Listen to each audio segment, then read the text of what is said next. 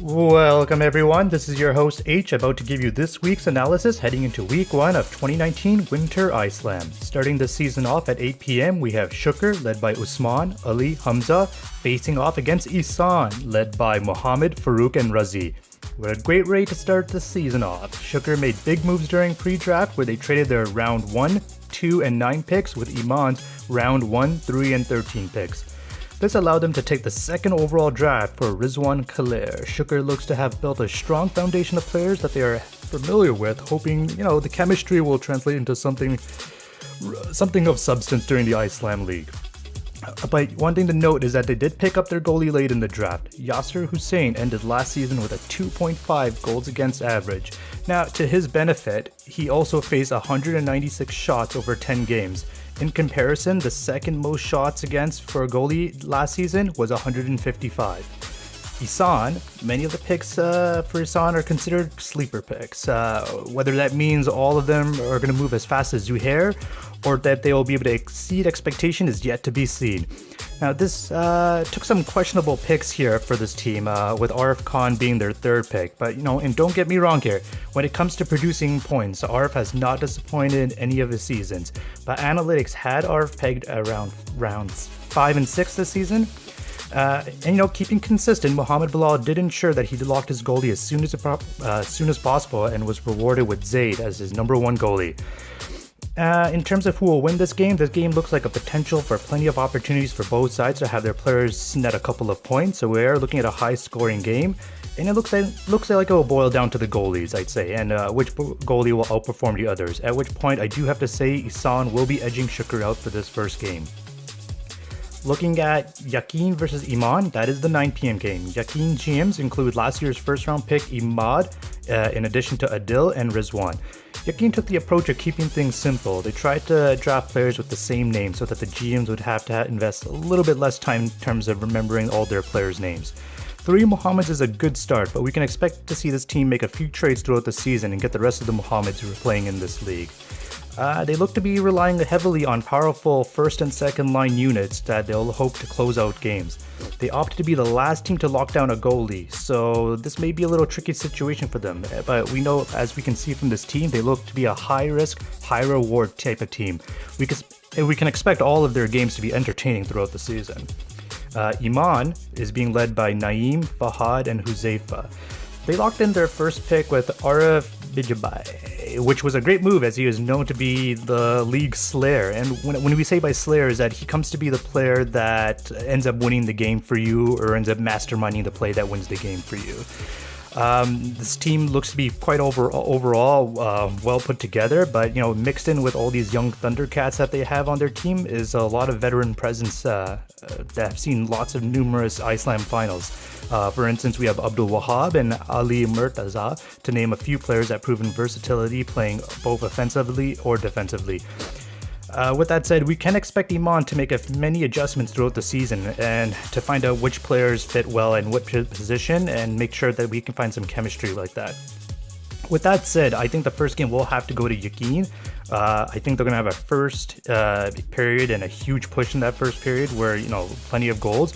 And then Iman will be able to respond back in the second period by shutting it down. But at the same time, I think it'll be way too late and Yaqeen will take the win. It's going to be curious to see what kind of veteran presence Iman's team has in the sense of how they're going to be able to turn around this team sooner rather than later throughout the season.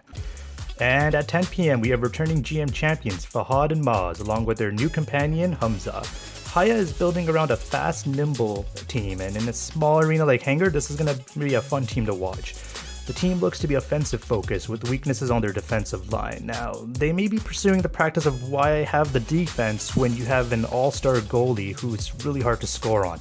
So, that is going to be putting a lot of pressure on their bottom picks to ensure that, when the tough matchups start coming up against them, that they're able to shut down their team's best lines. Maz and Fahad also picked up Abdu midway during the draft for a free locker room examination from what we're told.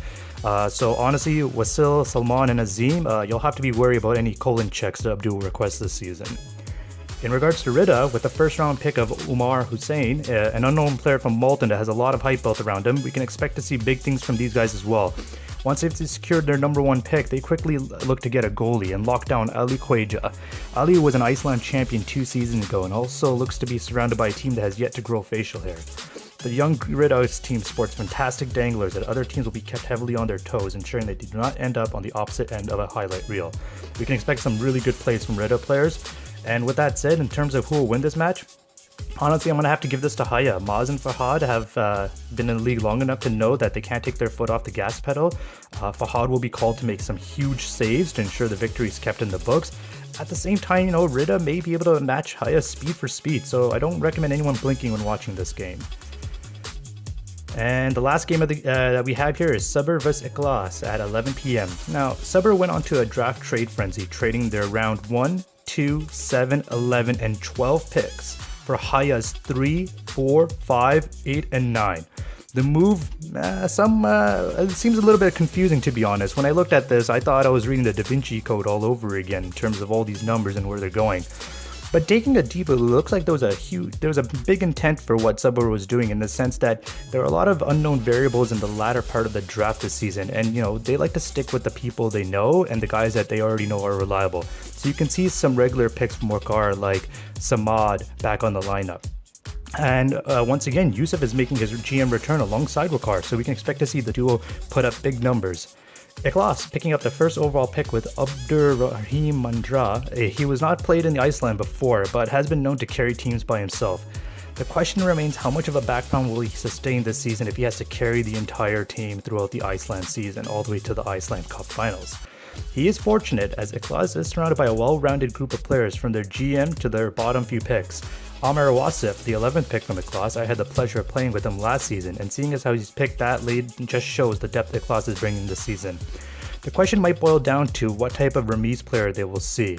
Rumor has it Ramiz plays hockey with only one hand on his stick, so that everyone else might have a slight chance of competing at this level of expertise. Who knows what kind of danger this team will pose if Ramiz decides to use both his hands to play hockey. In terms of who will win this, I'm going to have to go ahead and say Sabr might have to take this one home. It's going to be a really close game, but I think the trio that we have here with Sabr, they're going to put up some big numbers here, and Ikhlas is going to be a little bit slow to respond back. But at the same time, a lot of expectations for Ikhlas' number 1 pick, so we'll see what ends up happening. Anyways, everyone, thanks for listening, and we'll see you at Game 1.